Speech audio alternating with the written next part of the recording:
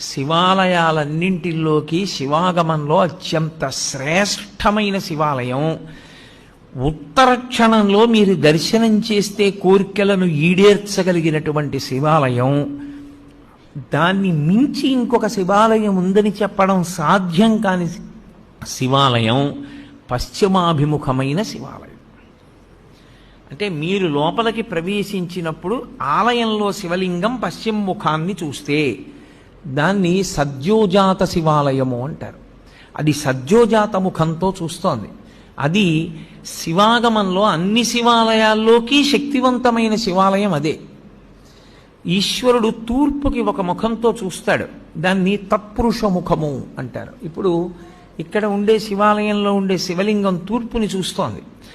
తూర్పుని చూస్తోంది అంటే దాని ఉద్దేశ్యం ఏంటంటే, మీరు లోపలికి వెడుతున్నప్పుడు దేవాలయం కట్టినప్పుడు రాజద్వారానికి ఎదురుగుండా దాని ముఖం తూర్పు వైపుకుంటుంది, తత్పురుషము అంటారు.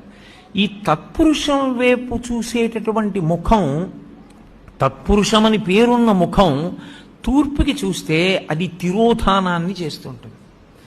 తిరోధానము అన్న మాటకు అర్థం ఏంటంటే చీకటిలో ఉంచుతూ ఉంటాడు. ఆ ముఖంతో తెలియనివ్వడు. మాయాస్వరూపుడై లోకమునకు జ్ఞానము లేకుండా చెయ్యగలిగినటువంటి ముఖమునకు తత్పురుష ముఖమని పేరు.